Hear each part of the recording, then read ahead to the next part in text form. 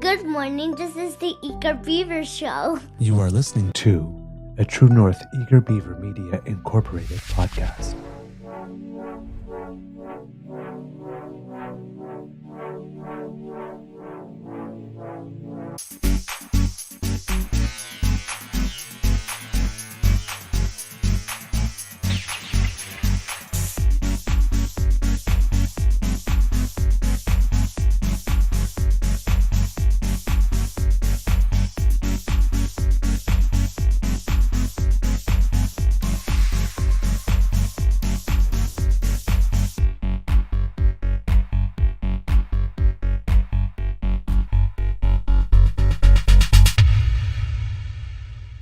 The True North Eager Beaver podcasts are proudly brought to you by our founding sponsors, the Misfit Mysteries from Corvid Moon Publishing, your source for science fiction, fantasy, and cozy mysteries featuring a broad diversity of characters, CanadianTarot.com, your uniquely Canadian online eclectic tarot community, and the Peppermaster, hot pepper sauces made from farm-fresh ingredients to thrill your taste buds and expand your mind.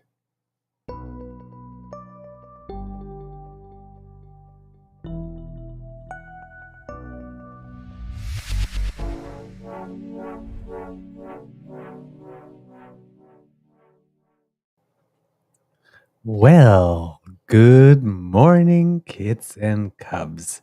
How are you doing today? Welcome to the Daily Beaver Morning Show for, what's the date today? Tuesday? Yes, Tuesday, January 16th, 2024.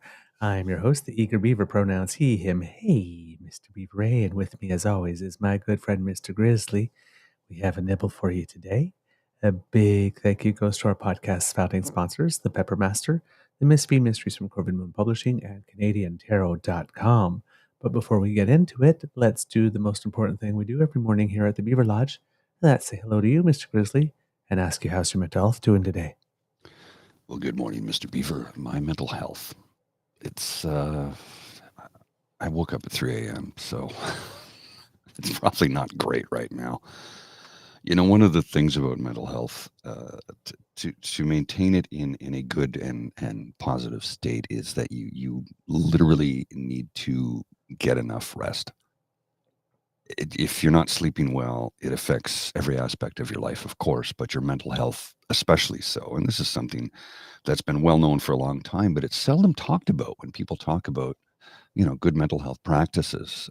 For me, when I have a lack of sleep, that's what really triggers my anxiety.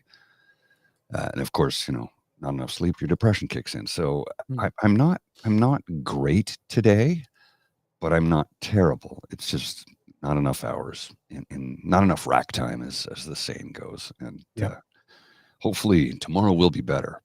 Maybe if so Bridget brought some melatonin for me for nights when I'm having trouble. And I'm like, okay, because I don't like to take melatonin, but occasionally, okay. But see, this morning I got up and I took my antidepressant. I took my Advil for my back pain. I took my vitamin C. And then when I thought I was grabbing vitamin B12, it turned out it was melatonin that I took. This is going to make for a very interesting work day. Boy, oh boy. Goodbye, Grizzly. How do you think I wrote more coffee? Oh, man. I'm doing really well. Awesome. Short night as well for me, but good sleep during it. So according to my APAP machine, there was only 0.2 incidents all night long, which is pretty darn good. So it's doing its thing. It seems to be doing its thing, especially now that I got a stable location for it where the hose doesn't just go flying and the back hose doesn't just go popping off the machine. And we've actually got it set right, and I can put it back on the same way every night and don't have to fight with it all night long. Yeah, it's actually a pretty decent machine. Actually. Remember, keep it done up in the rear. Yes, indeed. Good morning to our kits. Kit Saucy, Kit Kendra, Kit Sean, Kit Cassie, Kit Jillian, Kit Elaine, Kit Tabby G, Kit James. Hello, my friend. Kit Vim, Kit Linda M. Hello, dear. So lovely to see you this morning. Kit Tabby G, Kit Visual Sun joining us today. Lovely. hello. Kit Janet, hello to you too. And who else do we have? Those are the ones I see popping up right now. And we have Kit Sean trying to start a new hashtag called Spread the Beaver. I'm not going to touch it. Not going to touch it. No. Cheeky. I like it. Yes. And Kit Mohan. Hello, Mohan and family. Lovely to see you, my friends. Spread the beaver. Oh, boy.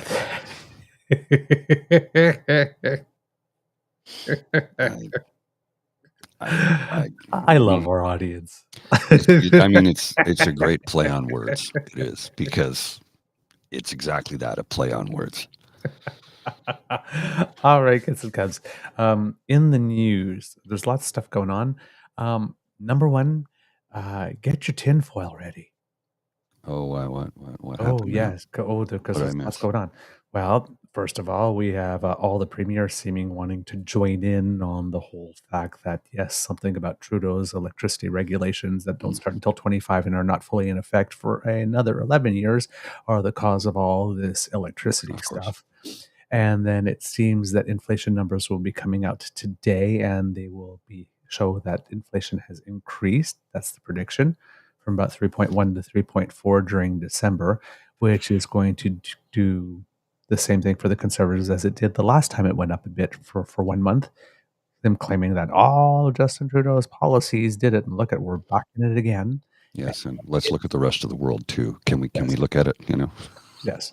And then today is the first day of the World Economic Forum in Davos, Switzerland. Oh, okay. So that should get all the, PP, I'm sure, or sorry, Pierre Poilievre, I'm sure, will be losing his shit about it. When I'm Prime Minister, none of my members of Parliament will be allowed to travel to World Economic Forum. But I'm going to make Canada the freest country in the world, as long as you do exactly what I tell you. Yep. So, yeah, we have inflation numbers potentially going up. We have World Economic Forum and a climate emergency at the same time where energy went down. So, yeah, brush up your tinfoil, polish it real good. There's going to be a lot of BS over the next little while. Just so you know. Now, with regard to inflation, people from Edward Jones, which is an investment bank, are saying that even though it's gone up now, we can probably expect it to go down to 2.5 by the end of the year. It's just not going to be a straight line. And get ready for all those people, of course, asking, where's your global warming now, too, right? Throw that into the mix as well. Climate and weather are two different things. But Exactly. So 2.5, Kit James. His latest poor name. Polish it real good. Oh, good. Here's the funny thing. I didn't read it as Polish. I read it as Polish. Polish, me too. Polish real good. What? Oh, polish. Real good. Oh, man. Geez. Maybe it should be spelled Pawlish. Oh, Polish. Yes. Polish. Polish it. Yes. But all right. I'm sure Poland would like that. So, yes, inflation is supposed to get down, they predict, to 2.5 by the end of this year. So it won't be a straight line, it'll be a bumpy path. And they are also putting out the expectation that as a result of that, the Bank of Canada will reduce its rates sometime in the second half of 2024, and that will bring some stability and some certainty and some comfort to the market, because there's a lot of people renewing over the next few years. And if they're saying that even a decrease of 1% in the Bank of Canada rate will allow people to make better and more informed decisions as to what they're going to do. So fingers crossed that actually happens. However, even if the Bank of Canada rate goes down 1%, as we talked to you the other day, given the skyrocketing insurance rates, that'll probably gobble up all of that decrease and then some. Yay. All right. So that's the tinfoil stuff. Mr. Grizzly, there were also some awards handed out recently. Yeah, I discovered that this morning. Yes, at the Emmy Awards, they had gotten pushed back. And there's a show called The Bear that won for Best Comedy. And it seems that there's a Canadian whose name is Matty Matheson, who's on the show, who's an actual real life chef because it's a comedy that takes place in a restaurant. He's the one that accepted the award for it being the best comedy. Well, I So I'm started not to sure if it's he watch the show. created it. But I don't know. I started to watch the show last week because I'd heard all these. I think they won a Golden Globe. One of the lead actors did. The guy who plays the bear, I guess. I'm Yeah. not sure. And so I started to watch it. It's on Disney. I think it's on Disney. It's one of them. I don't know. Got about 4 to 2 episodes. I think I'm 3 episodes in, and it's interesting, different. It's certainly a comedy, but it's a dramedy. Mhm. There's a lot of angry things that happen. It's an interesting program. I think it's one of those slow burns where you need to see a few episodes to get into it, kind of like Ted Lasso was. Okay. Ted Lasso, I watched the first episode. That was interesting. Then but by episode 4, I'm like, okay, I'm in. All right. The same thing with Schitt's Creek. Yes. Schitt's Creek was a slow burn. You needed Yes. to watch 5, 6 episodes to really get it. And a lot of folks who got hooked on Schitt's Creek didn't do so until after the first season. Right. So, it just I think if I stick with it, I might really enjoy it. It's one of those series where, okay, it's interesting. I'm digging it. I'm not loving it, but I think I might. Unlike Game of Thrones, I watched, I think, 3 episodes, and I'm like, there's a lot of incest in that program. I really don't need to be seeing that. Mm. Mhm, mhm, mhm. And so there's the bear, and said this gentleman from Canada who is a real life chef, actually, accepted the award, Mhm. which is kind of interesting.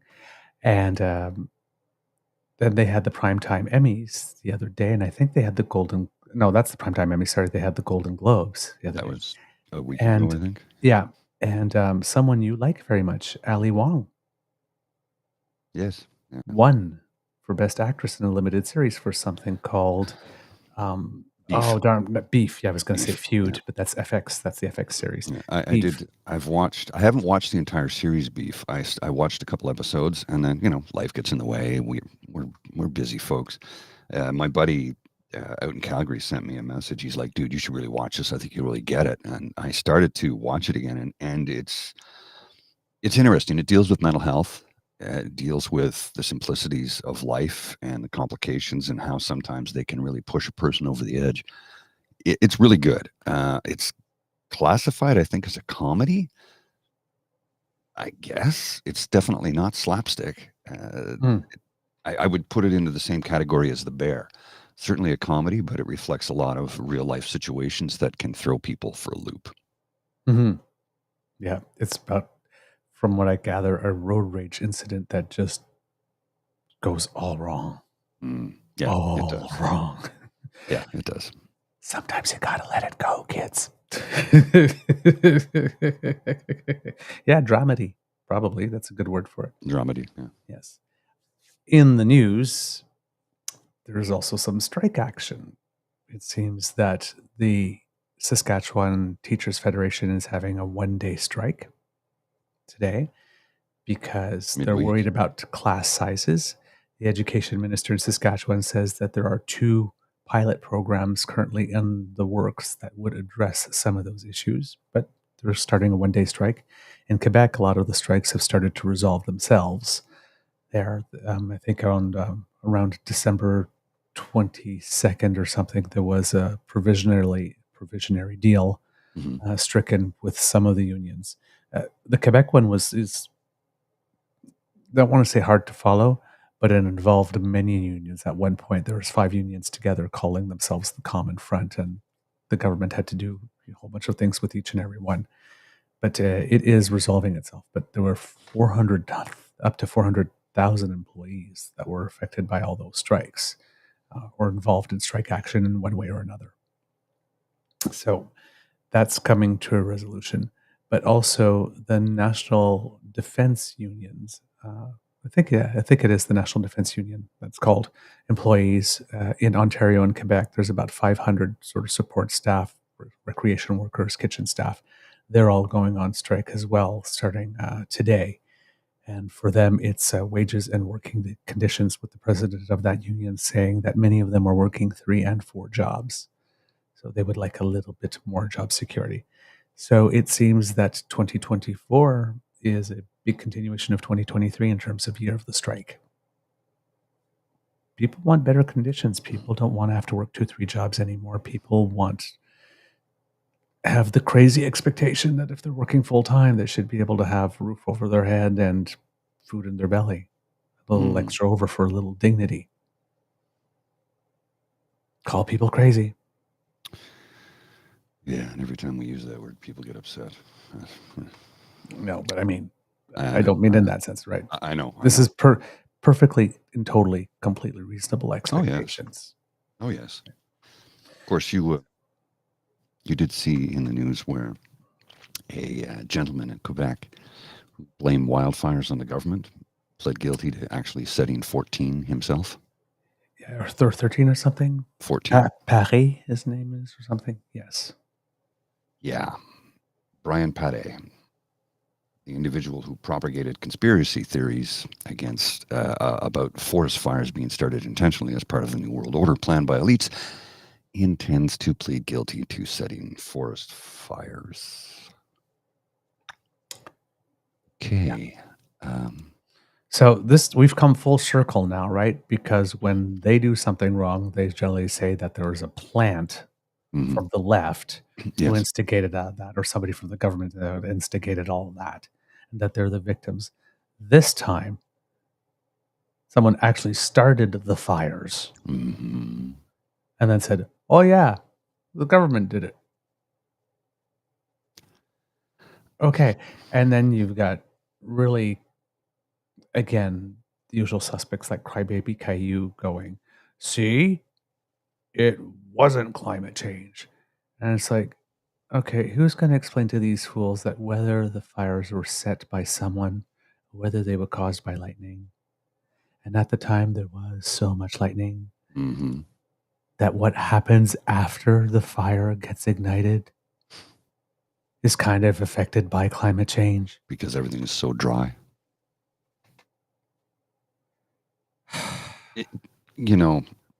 Some days you just, you do this. It's called the surrender cobra. You just do this. Because exasperation. I have a hard time believing, I just do, kids, that people, especially in the position that Crybaby Caillou are in, where they're sort of running a business of some kind and they are actually that stupid. He's paid to be that stupid. Oh, yes, of course he is. Of course he is. That's his whole shtick. Man, when you look back on your life, kid, you are going to so fail that mirror test.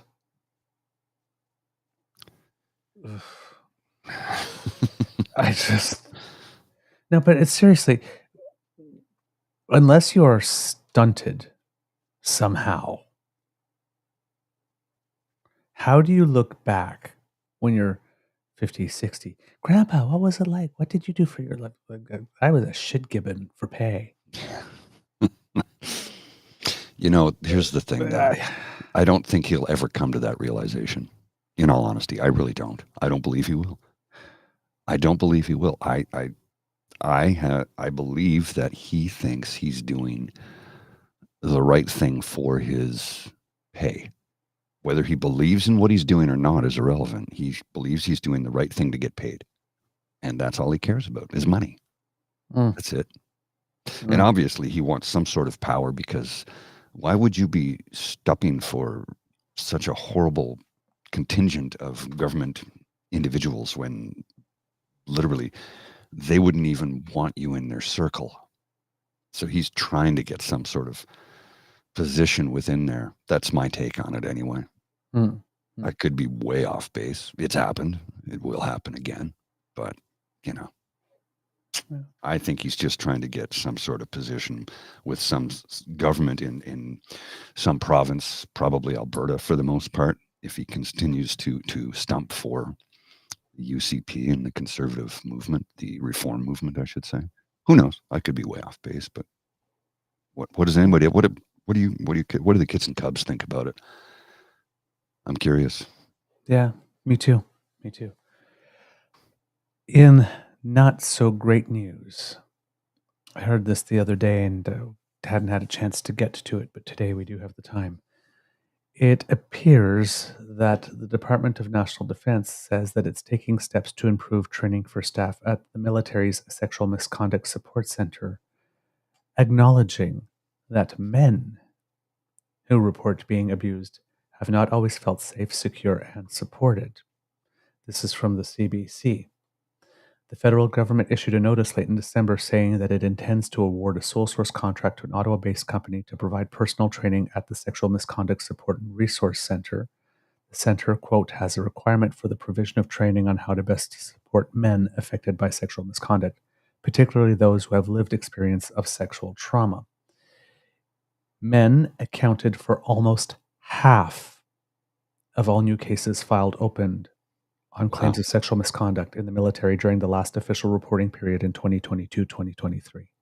Now, I'm not actually surprised by that. I'm not surprised by that. What is surprising is that it's getting reported. That's the surprise to me. This is not the kind of gender equality we seek. No. Goodness, no. Goodness, no. D&D said that during that reporting period, 1,431 new cases were opened over 12 months. Of those, 645 identified as women and 528 identified as men. The remainder identified themselves as gender diverse, or the gender remained unidentified. In previous years, men made up only about 1/3 of the new reported cases, the department told the CBC News. The center's programs and services are meant to be inclusive and are open to everyone, regardless of gender, but officials acknowledge shortcomings. It is of prime importance that people feel safe, secure, and supported. Unfortunately, that hasn't always been the case for many people identifying as men who have been historically faced with stigma in both the heterosexual and LGBTQ2S+ communities, D&D said in a media statement. SMSRC understands that everyone can be affected by sexual misconduct and have designed all programming with this in mind.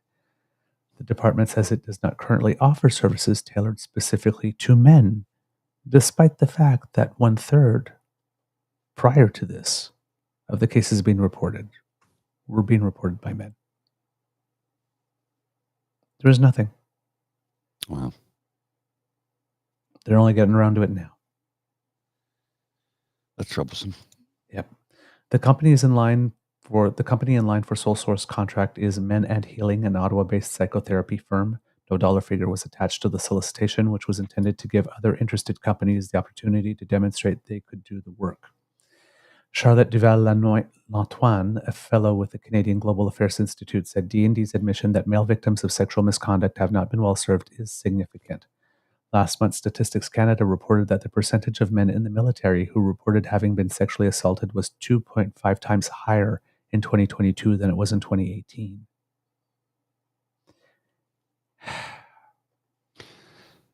Yeah. You know, again, I'm not surprised by the stats. I am surprised by the amount of men that have come forward to report them, because historically speaking, traditionally speaking, men just stay silent about it. Yep. The tide is changing, and I think it's because you've got so many young people in the military that have joined in the last 10, 15 years, and they're coming from a different perspective. And what Christian is saying here in the chat, reporting ruins careers. Yeah. Source, 9-year career in the Canadian Air Force, or Canadian Armed Forces, I should say. Sorry, Canadian Armed Forces. And yeah, traditionally men, we just stayed silent about it. And we're talking about it now, including my generation and guys my age are finally coming forward after keeping silent about it. I think it's because the stigma that is attached to it. Because you're a man, you're supposed to enjoy it. If a woman does it to you, or now if another man does it to you, and you don't identify as gay, or part of the rainbow community, because gay, bi, whatever the case may be, there's like, well, you should probably enjoy it. No, unwanted touch is unwanted. Period. And if it comes from a superior officer, Mm. or a higher ranking individual, or even a coworker who it's just, that's your job. You don't want that at your job, period. Nobody does. So it is, again, I'm not surprised at the stats. I'm just surprised that men are coming forward. I'm glad men are coming forward, because Mhm. it focuses the spotlight on something that has been happening forever and was never talked about. Yeah. Like, Would never talked about. Yeah. It would be interesting to look back on it at some point to see how much Me Too gave men the confidence to be able to come out Mhm. and do it as well. Given the reception, Me Too was very, very, very, very well supported by the public.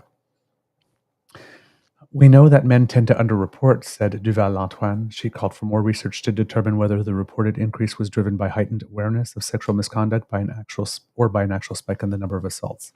She said it's not surprising that men in the military reporting sexual misconduct generally don't feel safe or supported. Quote, when you look at such a masculine culture as the Canadian Armed Forces, you will tend to see that sexual assaults towards men are not really accepted, especially if the perpetrator is a woman, she said. It is not at all surprising that you see this type of situation where men are not being understood or not being listened to or even altogether being dismissed. Duval-Antoine said that while women undeniably are more likely to face sexual misconduct in the military, an unconscious bias, an assumption that men are the abusers and women are exclusively the victims, is just starting to be recognized. She noted that more than 40% of the complaints taking part in the recent class action lawsuits against the federal government over sexual misconduct in the armed forces were men. Why didn't we not hear about that then? Mm-hmm. We have just been waking up to the issue, Duval-Antoine says. D&D says that while the SMSRC does not have specific programs for men, it's funding 32 projects in the community nonprofit sector across the country. Quote, most of the funded projects provide services to those who identify as men, though some of them have projects uniquely for those who identify as women, the department said. And I could understand that as well. So that's kind of heavy. Very heavy. To start. But yeah, I'm glad that it's being reported. Yes, and I'm glad it's being talked about and discussed. But it's wow. Well, I'm surprised that so many men are coming forward. I'm glad they are. Well, I think this was a critical thing that needed to happen, because if we're working with the bias that most of the victims are women and the perpetrators are exclusively men, and there's no acknowledgement of the men who are suffering the abuse, and yes, potentially at the hands of women, but given the ranks of the military have so many more men, most likely at the hands of other men. Oh yes, yeah. It's a power thing, right? It's right. It's rarely a sexual thing, and almost always a power thing. Right. So, how do you stop incidents of sexual assault and sexual misconduct and harassment against women if the men are also doing it to men, and men are saying nothing? Yeah, that's a tough one. Right. It's essentially handing a permission slip. The silence. Yeah. So it's good. It's good. It's terrible that it happened. It's good that it's being reported and that a light is being shone on it. Very good, because it's the only way to get it to stop. Because if, like I said, if it continues to be permitted against one group while you're trying to eradicate it with another, the people who are abusers just shift targets. That's it. It keeps happening. It's a real thing. And somebody once said, "Oh, you're one of those men's rights advocates." And I'm like, no, I'm a human rights advocate. If men are being abused, whether it's by women or other men, or somebody in a position of power, it's abuse is abuse is abuse, period. Period. So if I'm sticking up for a man who's been abused, just as I would stick up for a woman who's been abused, suddenly I get labeled a men's rights, and that movement I'm talking about, the MGTOW group. Yeah. I'm like, no, how does one have to do with the other? Somebody has been abused. It's horrible. Let's speak up for that person and change things so that they don't have to go through that. But suddenly I get labeled a men's rights. I'm like, fine, call me whatever you want. I don't care. I know who I am. Mm-hmm. My friends, family, loved ones, they know who I am. The kits and cubs, I think you have a pretty good idea of who I am as a person. So, Yep. you know. Lots of good comments in the chat here from people who have military experience as well. Well, something that doesn't, yes, I did notice that too. Something that oftentimes is not discussed is emotional abuse, Mm-hmm. not just physical and sexual abuse. Physical abuse, is one thing. Sexual abuse is a completely other thing. But emotional abuse is really bad because there's no scars to show. Mm-hmm. Much like sexual abuse in many cases, there's no scars to show, but it's all relative. They're all intertwined, if you will. And with emotional abuse, it can affect your psyche in different ways because you can try and talk to somebody about it. But because, well, no, everything looks good from where I stand. Yeah, I know it does, but you're not in the middle of this relationship. You're not in the middle of this work culture. You're not in the middle of it, so you don't know. And because I've not been physically assaulted, you can't see a bruise or a cut or a scar, but it's on my soul. It's on my mind, and it affects every aspect of a person's life. So abuse is abuse is abuse, whether it's physical, whether it's sexual, or whether it's emotional. It's abuse, and it does terrible things to the human brain. Absolutely. And all trauma gets stored in the body. Yes, it does. It does. It absolutely does. And if you can't find a way to release that trauma, it can wreak havoc on aspects of your life you're not even aware of until all of a sudden one day it rears its ugly head. And often in ways that are not productive. Usually not productive, yeah. It's seldom productive. Yeah, exactly. Wow, there's a lot of kids getting very real in the chat today, this morning. I was going to say tonight, this morning. Wow. From Jillian, this comment. My ex would yell, scold, and make accusations. He was never physically abusive. Emotional abuse is, in many ways, and please feel free to correct me if I'm wrong, anybody in the chat. I think emotional abuse can be far more psychologically detrimental to an individual than physical abuse. Because physical abuse, you can get, you can heal from it. You can get medical attention. You can get psychological evaluations, and you have people who will come to your aid. But for emotional abuse, it's unseen. Mm-hmm. So I think it can take a heavier toll on a person. Mm-hmm. The relationship I had prior to my Beaver sweetie was very emotionally and psychologically abusive. I was being gaslighted like crazy, made the thought that I was the crazy one and, the one with an attitude problem. And fortunately, I realized it early enough and, the relationship ended. But it had done such a number on me that I purposely remained single for about 3.5 years. I did not go on a single date. Had no desire to. I literally just said, you know what? I am my own boyfriend. Thank you very much, because I am going to treat me the way that I like. I'm going to buy myself flowers. I can hold my own hand. I can have amazing conversations with myself in which I agree with myself and nobody contradicts me and insults me. And then I met my Beaver sweetie, and one of the things that I loved most about him is that he does not have an ounce of malice in his entire beautiful body.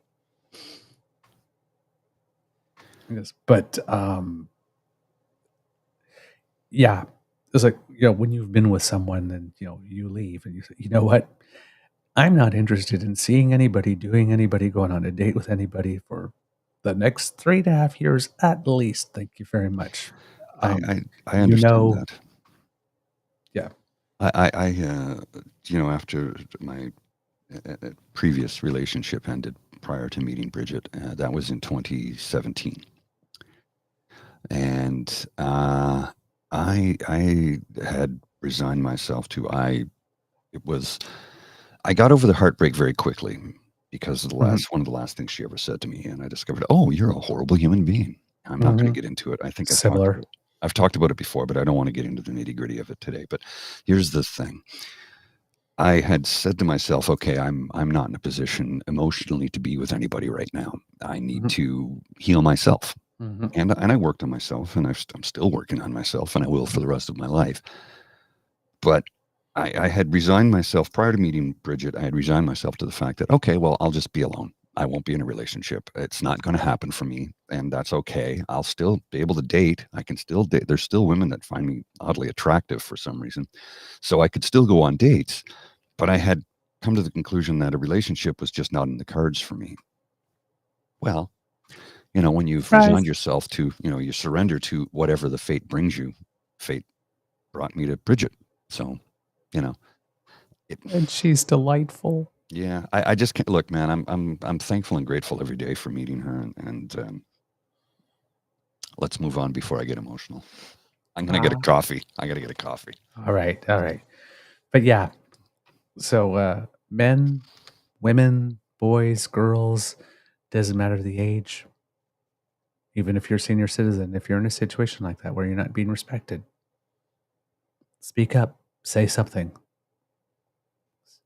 It's important. You have value and you have worth. And you should not expect anything less than that which it is you rightfully deserve. Shouldn't expect anything less, and you shouldn't accept anything less. All right. Got a little heavy there and a little personal. Didn't expect it to go this way on this conversation, but hey, I'm glad we did. It's kind of hard to segue out of this in a elegant manner. So let's not even attempt that. Let's just switch it up, because I'm not quite sure how to get that. Oh, well, actually, you know what? Here's something that might be some good news. Yes, Kit Hugh, it needs to be discussed. And a lot of us can relate, yes. Yeah. Unfortunately, there's too many of us at times that are not kind with each other, which is one of the reasons why I keep on saying be kind to and gentle with yourself. Because if not you, who? Right? All right. Moving on to another subject here. It seems that, remember that bus crash that happened in Manitoba? There was a whole bunch of seniors going to a casino. And they were crossing the Trans-Canada. Tragedy happened, affecting many, many, many families. It seems that Premier Canoe and the Canoe government in Manitoba have been given some options as to what to do next. They were giving a series of 3 options, I believe. One of them was to options to improve safety at the intersection. One was creating a roundabout. One was widening the median to provide a safe space for vehicles to stop while crossing the highway, or restricted crossing U-turn, or what's called an R-cut. The R-cut would not allow the vehicles to cross the highway directly. Rather, they would have to turn onto the highway and then use a U-turn lane. The province is now beginning a functional design study based on the 3 recommendations, and the Premier said this would include public engagement and feedback. He's quoted as saying, "We're asking for your input and your advice as we try to choose between these 3 different scenarios and visions for the future of this intersection. At the end of that process, we intend to make sure that we are constructing the safest possible future vision for that intersection." I feel that the process is in good hands and is going in the right direction, said Dauphin Mayor David Bosiak. Our community will remember this forever. Some people, this has changed their life and will be a major significant event. The Premier had met with survivors and victims' families. And he said, "To the family members and to the survivors, I want to acknowledge that we cannot make things right or make you whole, but we are going to work our hardest to ensure that something like this does not happen again." And said that the province would be contributing money to help commemorate the victims of the crash.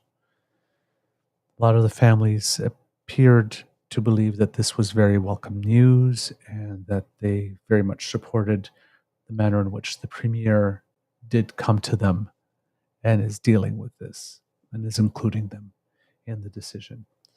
So, a tragedy that is leading to some good governance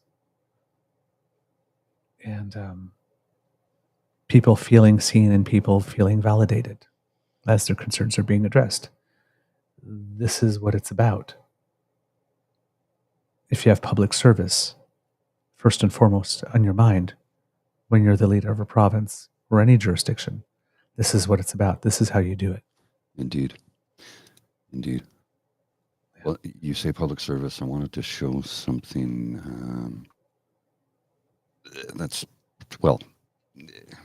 I'm stammering. I don't mean to be doing that. From the Alliance to End Homelessness in Ottawa, there is a thing taking place this evening at Carleton Dominion Chalmers. Ending homelessness is possible. Lessons from Finland. Join us for a conversation with national leaders to learn about Finland's success in ending chronic homelessness and how Canada can do it. Featuring, of course, guests Sean Fraser, Juha Kalja. I hope I said that correctly. He is the head of the International Affairs Y Foundation. Teija Owenkowski, I hope I said that correctly, CEO of the Y Foundation. Jocelyn Formosa, CEO of the National Association of Friendship Centers. And Catherine Cullen is host of CBC Radio's The House. Dominion Chalmers, Carleton Dominion Chalmers was formerly a United Church, which was sold to Carleton University a few years back. Mm-hmm. This takes place just around the corner from me at 8 p.m. this evening. I'm hoping I can make it there. I have to do an ASMR show this evening to make up for the one that I couldn't do last night due to a technical glitch on my part. And we're supposed to record at 9 p.m. So this is an extremely busy Tuesday for me. Indeed. I'm glad that that's going on. Just to finish off on the story in Manitoba, it seems that collision data from roughly 10 years preceding this collision showed that there were 29 other crashes at that intersection in that time, with almost half involving injury or death. Something the report says suggests high-severity collision types are an issue at this location. Right-angle crashes were the most common type, with common factors including failing to yield or leaving a stop sign before it's safe, which the report says suggests drivers on Highway 5 have a hard time assessing when it's safe to cross or turn onto the Trans-Canada Highway. The report also identified a number of safety issues at the intersection, ranging from inconsistencies in signage to faded highway paint to lanes and shoulders slightly below current standards for width. So these are all things that hopefully will be addressed in this report. And that last little bit was from the CBC. Okay. Give me more of that peace, order, and good governance. No kidding. No kidding. Yeah, that's the stuff that we like to hear. Cornerstone Housing for Women will be attending the homelessness symposium tonight. I don't know what else to call it. Ending homelessness. Lessons from Finland. I'm really going to try and make that tonight. I have to send a response, and it's like, oof, I got to figure out my schedule. I won't be able to stay for the entire thing. So I know I can attend virtually, but I'd like to attend in person because it's a 2-minute walk from my apartment. There was something else I had here I wanted to share with you, but absolutely, I seem to have lost the feed. I don't know where it went. I'll see if I can find it again. My apologies. All sometimes, right. Sometimes I get caught up in all of the things that are happening and get a little bit lost. It happens. Squirrel. All right. Squirrel. If you happen to be living in Toronto, it also came out earlier this week that city staff recommended a 9% property tax increase in the city of Toronto, with an additional 1.5% building levy for a total of 10.5%. As we know, we've reported on a few times, the city is facing a $1.8 billion shortfall, which was one of the things that led to the big deal being done between Olivia Chow, the mayor, and Doug Ford to upload the Down Valley Parkway and, I can't remember what the other one is off the top of my head, sorry, to the provincial government in exchange for a certain amount of money. And that also involved bending, I believe it was, on Ontario Place.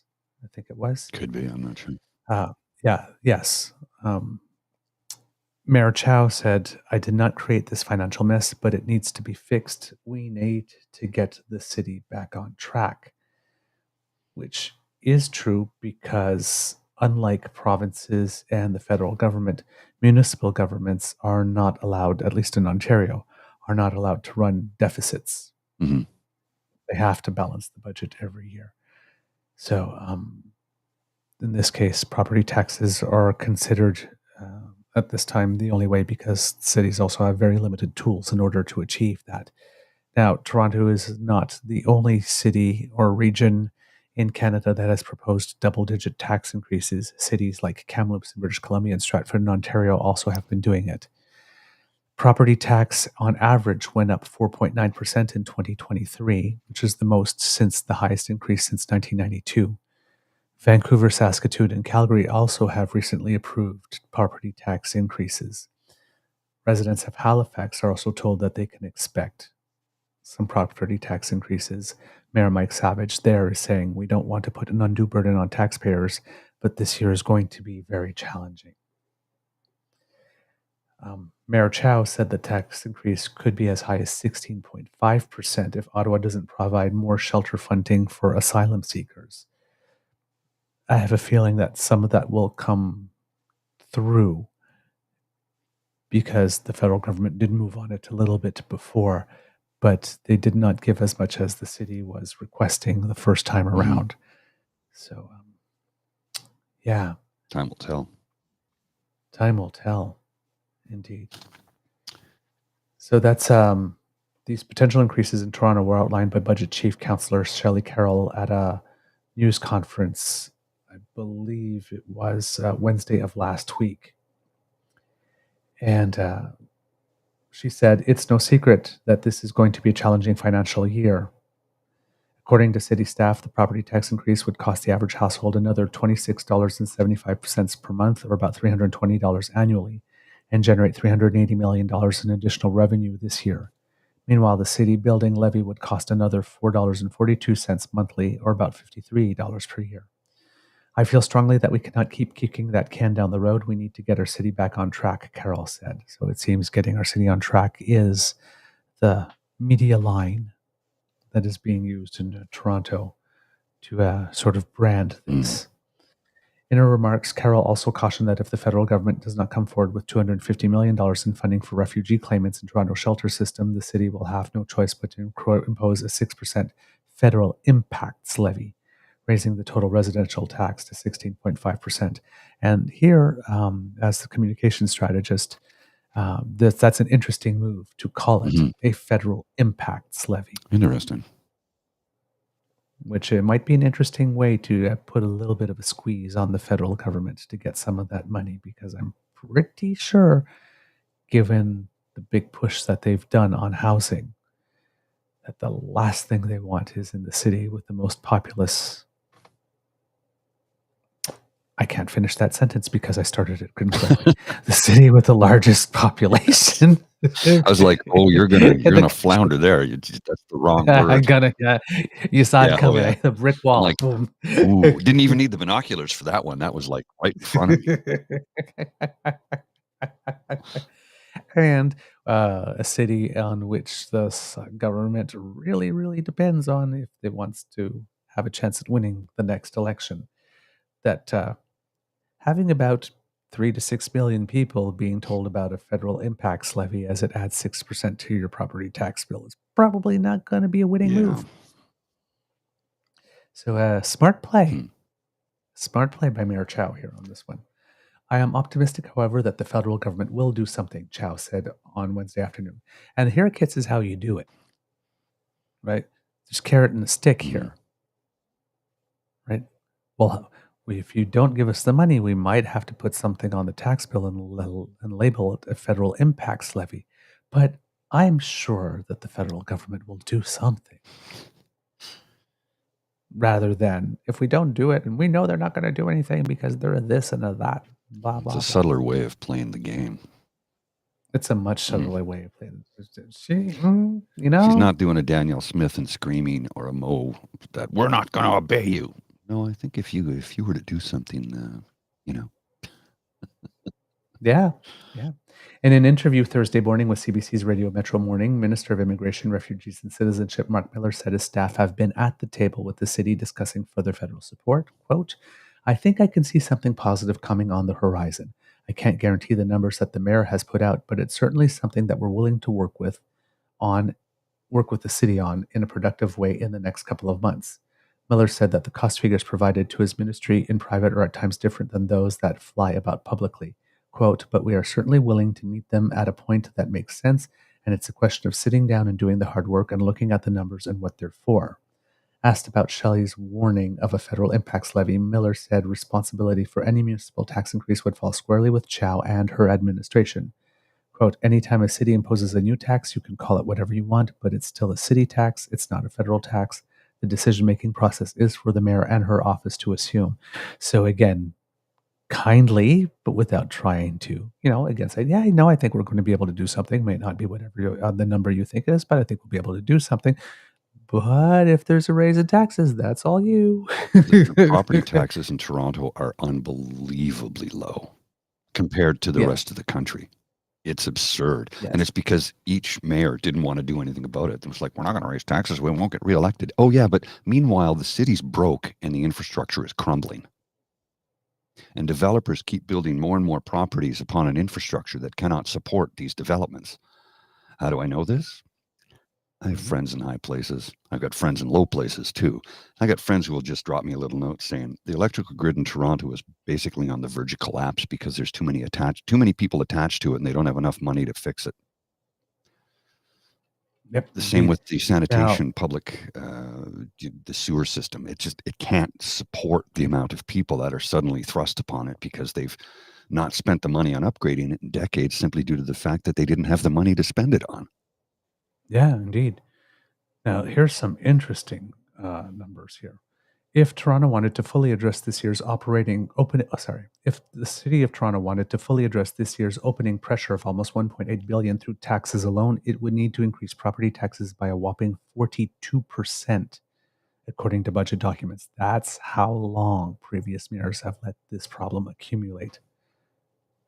That's incredible. And it says right here in the article, like you said, Mr. Grizzly, the proposed hikes for this fiscal year come after more than a decade of mayors and council keeping property taxes increases at or around the rate of inflation, even in the face of successive warnings from high-level staff that demand for services in the growing city would eventually far outpace what could be funded through the existing tax base.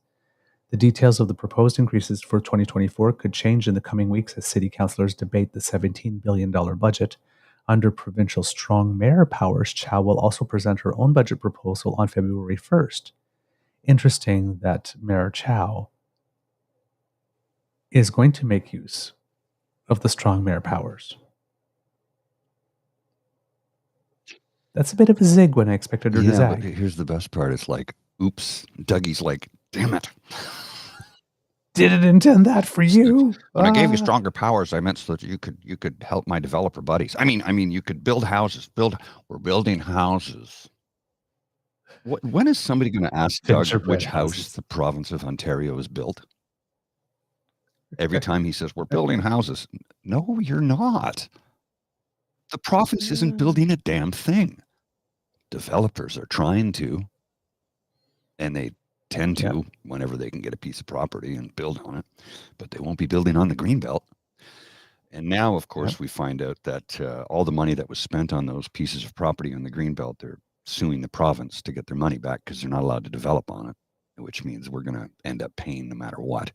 And it looks like Highway 413 is not going to be going through because the pushback on that is massive. Yes. The pushback is massive. People are like, no, absolutely not. Increase public transit, increase rail capacity, stop with building more roads. If you build it, they will come, and they do. You don't believe me? The busiest stretch of highway on planet Earth, documented, statistically proven, is the 401 through the city of Toronto. The busiest stretch of highway on planet Earth. Not a city in China, not a city in India. And I've been to Delhi where the traffic is nonstop, and it's not as busy as the 401 in Toronto. Fact. If you build it, they do come. Staff prepared budget includes $600 million in cost savings and efficiencies while maintaining core services, so they claim. One service that would be eliminated is the city's window cleaning program, which uses specialized plows. Windrow cleaning program, which uses specialized plows to clear the end of driveways in some parts of the city during major snowstorms. Staff said the program would be eliminated next winter and save the city $16 million annually. There's also $152 million in new investments proposed that include $82 million for shelters and housing, including the revised winter warming response plan, $30 million for transit service, including hiring more TTC special constables, $20 million for community services, such as keeping some libraries open longer on weekends, and $19 million for public safety, including the citywide expansion of the crisis service and the council-endorsed hiring plan for fire and paramedic services. Meanwhile, the so-called New Deal the city made with Premier Doug Ford's government late last year includes $382 million in provincial operating funding for this fiscal year. That agreement will also see Ontario upload the Gardiner Expressway, that's the one I couldn't remember, and the Don Valley Parkway, and relieve $3 billion in capital pressure from the city over the next decade. The proposed budget also lays out $49.8 billion 10-year capital plan. Of that money, it's estimated that 52%, or $26 billion, will go towards state of good repair projects. The state of good repair backlog sits at about $10.6 billion and is expected to balloon to $22.7 billion by 2033. In other words, neglect and pushing back stuff that needs to be done now to later costs more in the long run and still needs to be done. So, good on Mayor Chow for trying to tackle this and take it on. But, the job would have been much easier if the people that came before her had done their bit, rather than taking the easy route. Well, that's what happens when leaves messes, and that's the same thing that we have on housing, right? We've talked about this on the show where everybody's going, well, Trudeau, we left all that. No. Started back in the days of Mulroney. He was cutting.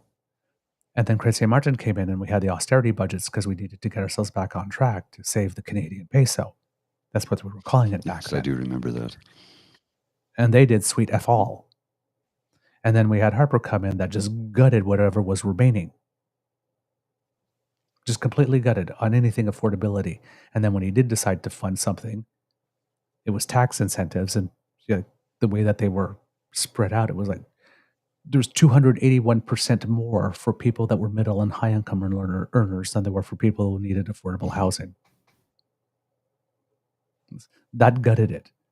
Then this prime minister in 2017 established the first national housing strategy in decades. And we were led to believe he didn't until you, thankfully, and I'm going to use the term that a certain group of people loves to say all the time, did the research. You did a deep dive into it, and it's like, why? How come this never gets reported that they have a national housing program? All we ever get is he failed. He never followed through on that promise. I'm like, no, actually, he's been working on it since 2017. Doing the things that the federal government can, because remember, the federal government only has responsibility for housing on reserve. Correct. That's it, and maybe military bases. Yes. So that's changed by Sean Fraser, the Minister of Housing, just going directly to municipalities and handing them the money and getting contracts written and approved and getting construction projects underway. And of course, the provinces, we need to build houses. We need to build houses. Okay, we're going to go to the municipality and build them. Not that way. Oh my God. No, the money needs to filter through us so you can send it to your donor buddies. Is that what you're saying? Is that what you're saying? Because I think that's what you're saying. Yeah, indeed.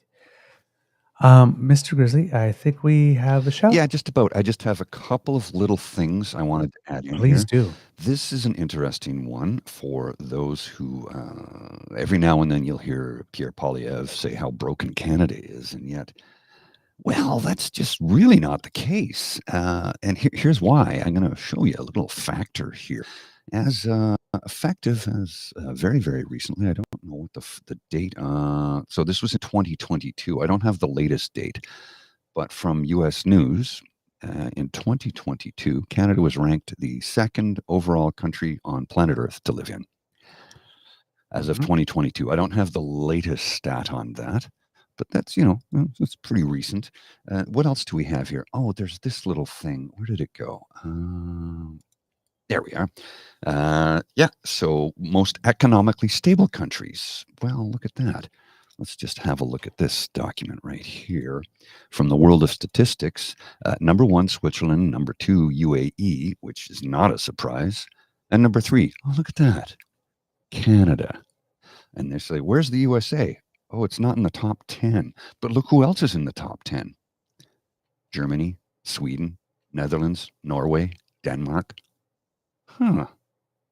All these countries, Australia, have really strong social programs. Huh. So if we're to believe what Pierre Poilievre says and how, all these taxes that we pay are damaging to us, how are we one of the most stable nations on earth? Mm-hmm. And I have one for you here, Mr. Grizzly. If, let's see, I can show it to you here. I'll send you the link. But this is from World of Statistics. And this was out December 31st, 2023. It was a list of a whole bunch of countries and where people would want to move to from those countries. Okay.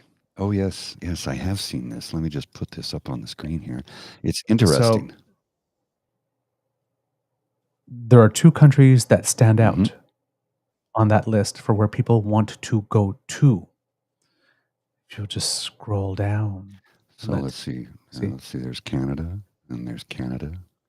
There's Canada, Canada, Canada, Canada, Canada, Canada, Canada, Canada. Huh. Interesting. Interesting. 10 of the entries are from Canada, and I believe 8 are for Spain. No country has more than Canada of all these countries that were evaluated. And if Canadians had to go somewhere, they've chose Japan. Interesting. Where there is peace, order, and good government. Yes.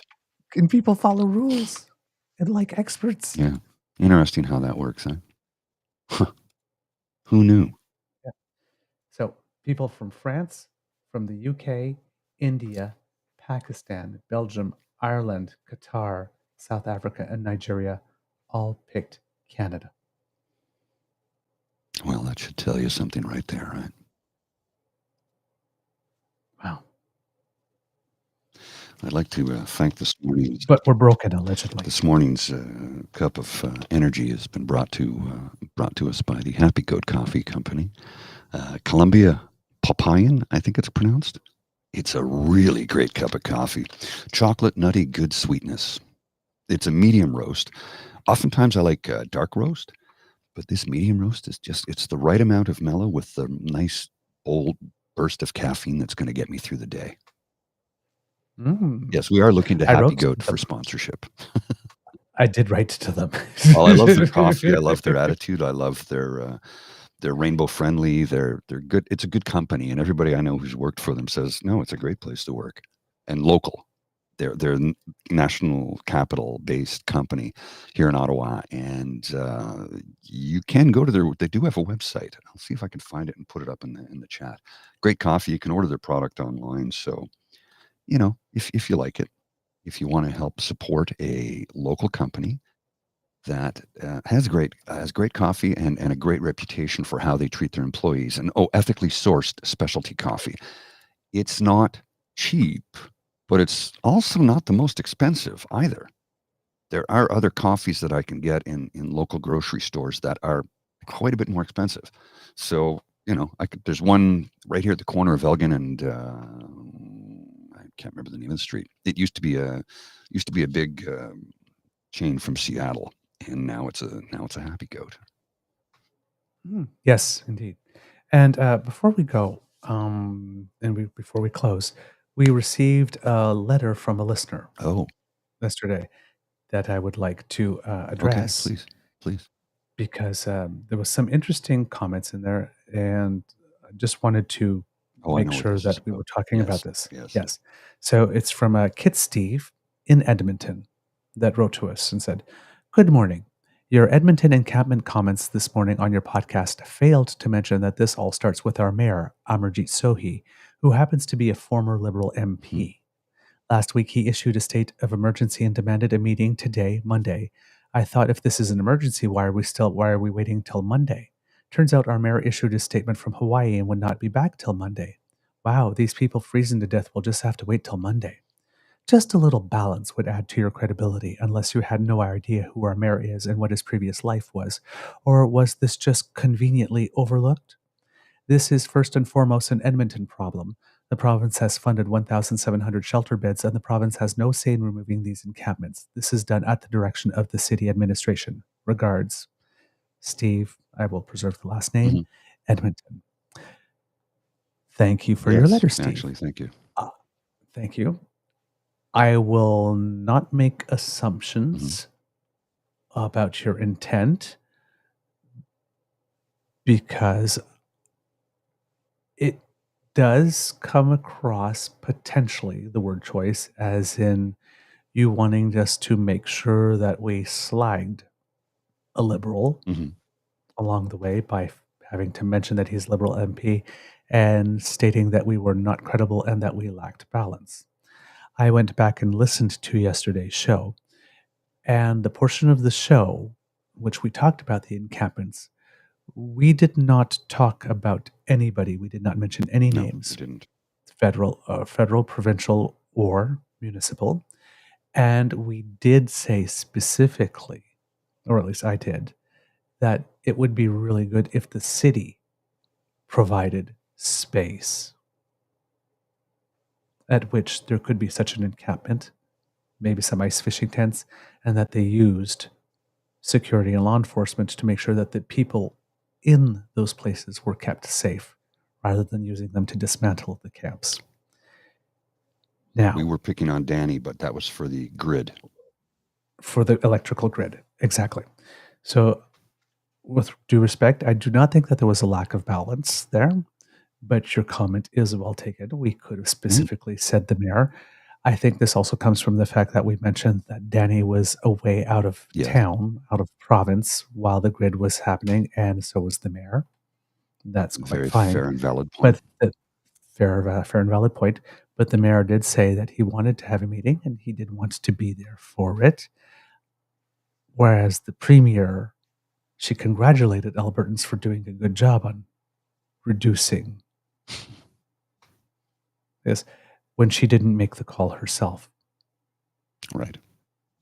She did not go to a camera herself, even from away, and say, hey, citizens of my province, the province I govern, could you please do this? They just had an emergency alert and let public servants do this. That's why we had to bring you comments from Leaf Solid rather than from anybody in the UCP. At least in Edmonton, the mayor himself made the comments from away. So everybody knew he was away. I do have a bit of an issue with the clearing of the encampments, though. I do. I think that's a bad. It's a bad move. Period. It's a bad move. Period. And that is on the mayor. That is on the mayor. That is on the mayor.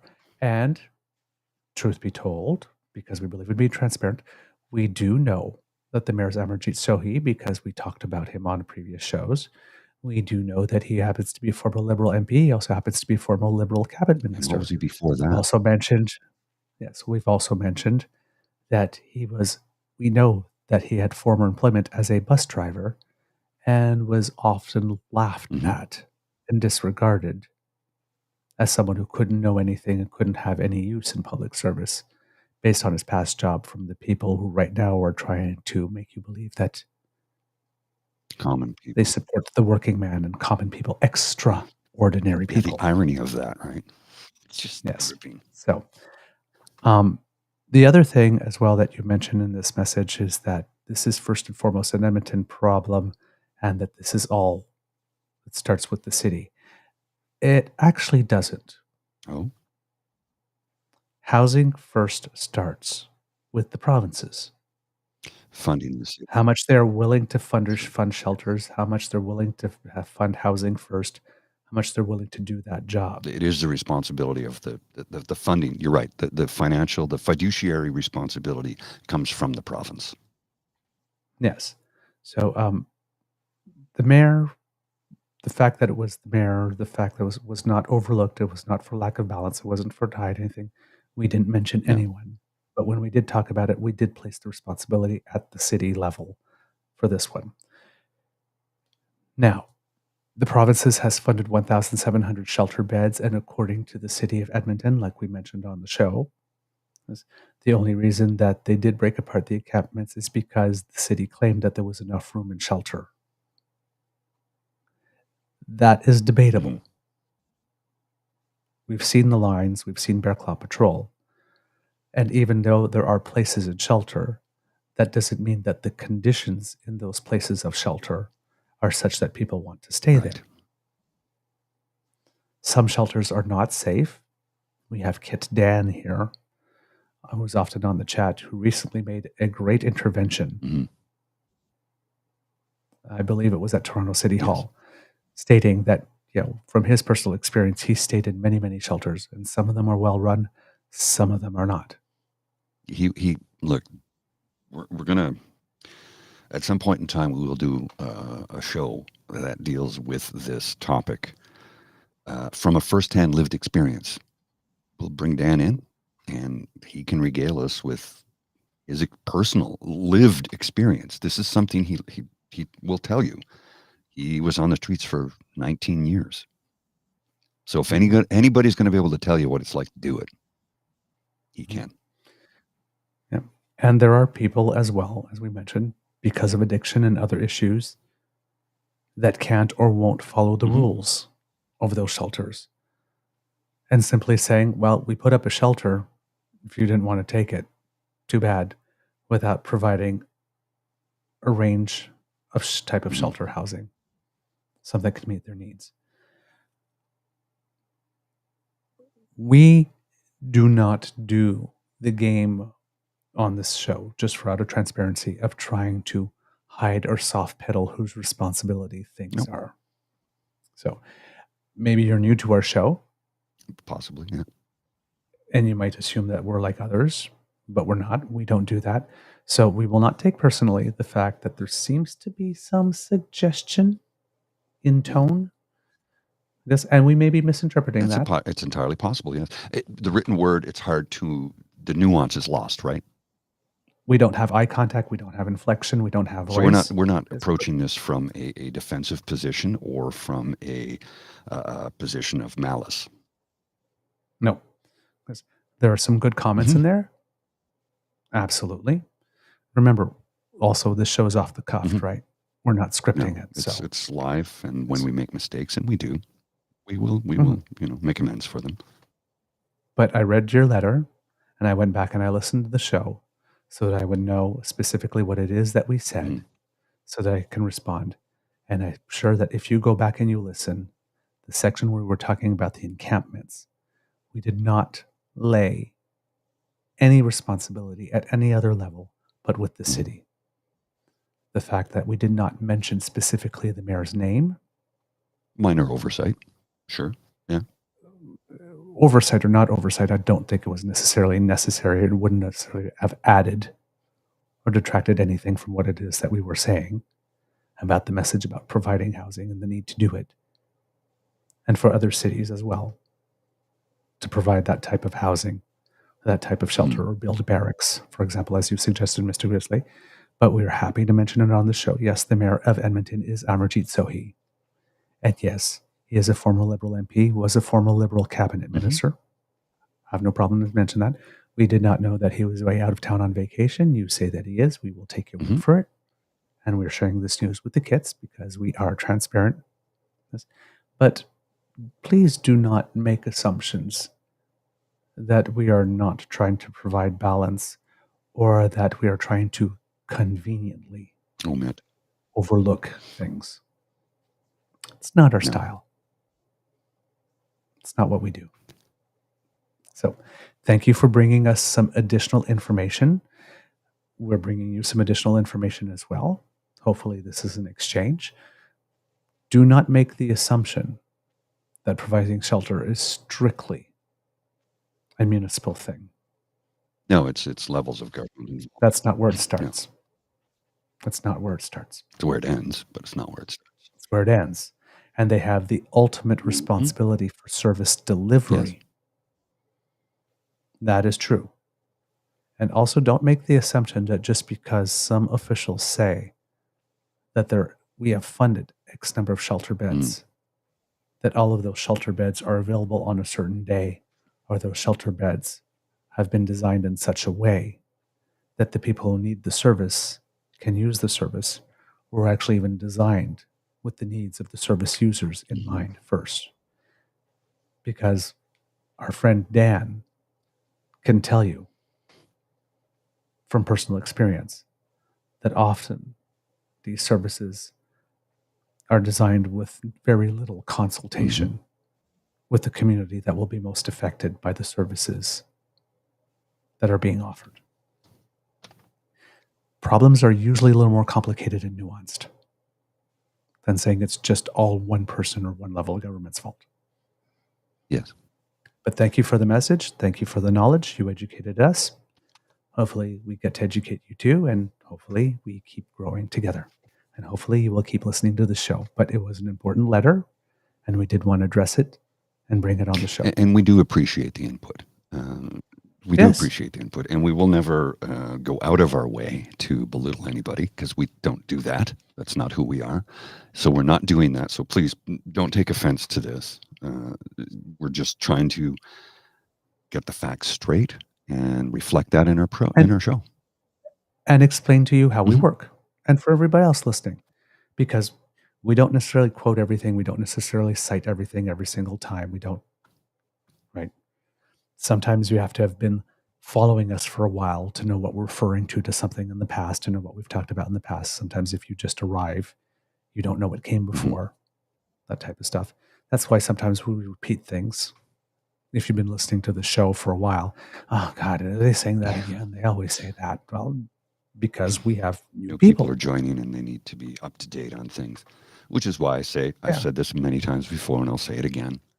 I do that frequently, because as new people come in, they need to get to know who we are and what we're all about and what we're trying to accomplish here. And what we're trying to accomplish is getting truth and facts to you, the Canadian people, so that you are well informed enough to make an informed voting decision. Absolutely. Absolutely. Very, very important. All right, Mr. Grizzly, do we have a show? We do indeed.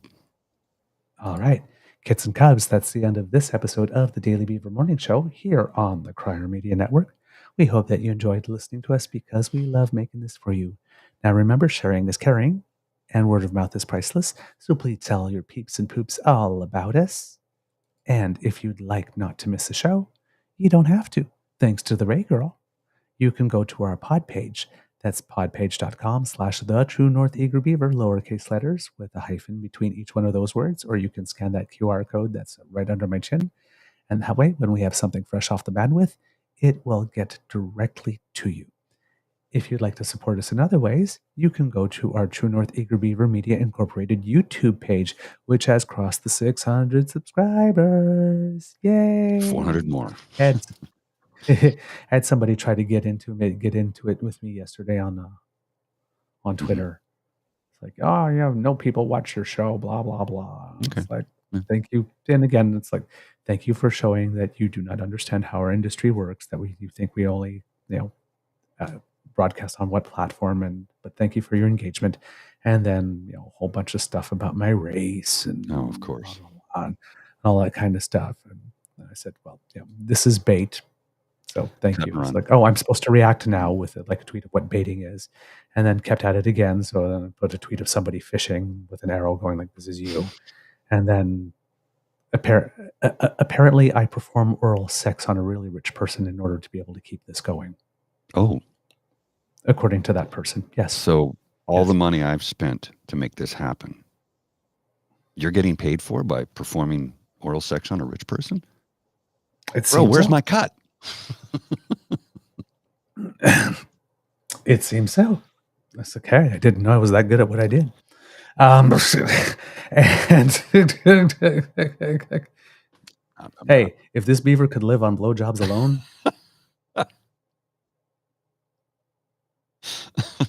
I'm not saying a damn thing.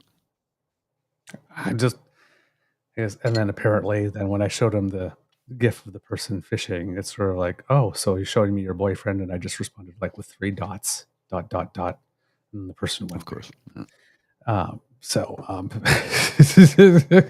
some of the obnoxious comments that I get on the shorts. I just respond to. Thank you for your engagement. We really appreciate you driving our numbers up. Remember to like, share, and subscribe. Well, like, share, and subscribe. So yeah, but this person was really trying to make an effort to try and bait me into some type of thing, and I was like, oh, I'm supposed to react now. Mm-hmm. Yeah. It's like, I don't know. So yeah. So thank you, Kids and Cubs. Please go to our, apparently, the fact that we only had 540 something subscribers was a sign. And then he went to our Apple Podcast thing and said, only 22 reviews. Wow, you must be really making it big. And it's like, dude, I'm not going to get into an argument with you about how big we know what we do. It's good enough for us. Thank you for your engagement. Remember to like, share, and subscribe. Have to. Yes.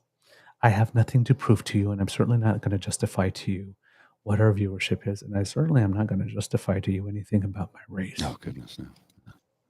So it's like, yeah. It's like, I had another person one day that offered me a website, says, well, read all this website and tell me what you think about this. It's like, oh, excuse me. You thought my Twitter feed was Burger King. You just get to belly up to my bar and place an order. Don't work that way, honey. The amount of he was giving me homework. The amount of soliciting I get on a daily basis. I looked at your YouTube channel and your SEO is not very good, and I can help you with that. And I'm like, that's nice. Thank you so much. Yeah, it's like this guy was like trying to give me homework. Mm-hmm. Yeah. Well, we're busy enough as it is. Thank you very much. Exactly. And he sends me to some crackpot website, The Buffalo 1,100 scientists, including one Nobel laureate. The lower Nobel laureate was somebody in physics, had nothing to do with climate change. And the 1,100 experts were like, a whole bunch of different fields, nothing having to do with climate change. And it's like, and as if like 1,100 scientists was a lot in the entire world, where there are millions. But these 1,100 say that climate change is not real. So you should read this website top to bottom, back to forth. And it's like, that's anecdotal evidence, number one. Number two, most of the people aren't experts in that field. And number three, that's like saying, well, my grandfather smoked cigarettes till he was 99. Okay. Well, also the thing is, like, and who are you again to, like, if Neil deGrasse Tyson sent me a tweet saying, you really need to read this website. Oh, okay. But some guy that goes by not their own name and doesn't have their own picture and doesn't, like, who are you to be giving me homework? When did I sign up for your class? I'm sorry. Shoo. So yeah, people try. What can you say? Can't blame them from trying, I guess. All right. So yes, please do go to our YouTube page, like, share, and subscribe. And if you would like to support us in other ways, then our coffee page is there for you, where you will find the Eager Beaver Emergency Hydration Fund, where our friends Coffee and Hot Chocolate and Guinness is a good lad, that one. Really good lad. And Caesar are waiting for us to be our staff to help us write and produce and deliver this show that you love. So if you can make a little contribution there, that would be very, very appreciated. Thank you for all that you do for us. Because democracy is something that you do, write those letters, particularly if you're in New Brunswick. Let your MLAs know that, or candidates, that if they do anything to affect transgender access to healthcare, that not only will you not vote for them, but you will make sure that all your friends don't, and will mobilize and try to make their lives a hell during their campaign. That is usually very useful. Also, if you're in Ontario, write to ask where the hell Doug Ford is. If you're in Alberta, write to ask what the hell's going on with your electricity. Lots of reasons to write and ask for a meeting to give people a little bit of a performance review here. So you've been falling down on the job. So take matters into your own hands there. And if you have an opportunity, again, the hospitals are overflowing. Go get your shots. Please do. From the Beaver Lodge, this is your eager beaver. This is your eager beaver saying it could be a tough world out there, so please be kind to and gentle with yourself. Mr. Grizzly, please, some words of wisdom. Get some rest. You're going to need it. And Kit Cassie has some wisdom here. Spread some kindness today. Works for me. Let's do that. Okay, Mr. Grizzly, please roll the credits. 1 second, sir. You are listening to a True North Eager Beaver Media Incorporated podcast. The True North Eager Beaver podcasts are proudly brought to you by our founding sponsors, the Misfit Mysteries from Corvid Moon Publishing, your source for science fiction, fantasy, and cozy mysteries featuring a broad diversity of characters. CanadianTarot.com, your uniquely Canadian online eclectic tarot community, and the Peppermaster, hot pepper sauces made from farm-fresh ingredients to thrill your taste buds and expand your mind. We are grateful to the Crier Media Network for its support, Pete Jarvis for our artwork, and Paul Joseph Something for our opening and closing sequence music.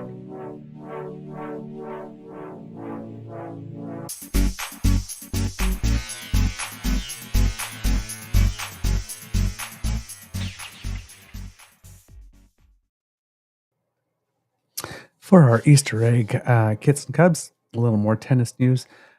Unfortunately, Gabriela Dabrowski did not like my Twitter feed. I went to look at it a little more closely. Was it fake? Dabrowski was spelt with two Eyes. Yeah, so it's a fake one. Yeah. It was a fake one. It happens. Oh, I believed for half a day. Felix Auger-Aliassime won his first round in singles, so he goes to the second round along with Leilani Fernandez. Milos Raonic unfortunately had to withdraw from his match, probably with an injury, but he was playing one of the top 10 players in the world. Rebecca Marino was on court when we were starting this show, but she too was playing one of the top 10 players in the world for her first round. So some pretty tough draws for Canadians here at the Australian Open. One other thing I'd like to mention about Mr. Sohi, because I wanted to go check, just for full transparency. Yes.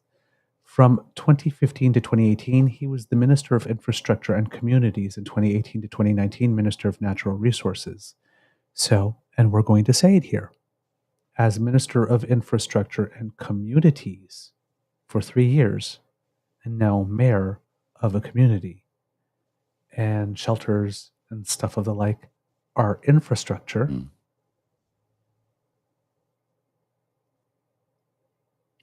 There's very little excuse for this not being handled. Agreed. Well. So he better step up to the plate and get this fixed butt quick. But again, he put his own face and his own voice to his call for that emergency meeting while he was away and not hiding it. Compare and contrast with the Premier. Fair point. All right, I got to go. I'm late. All right. I'll see you. See ya.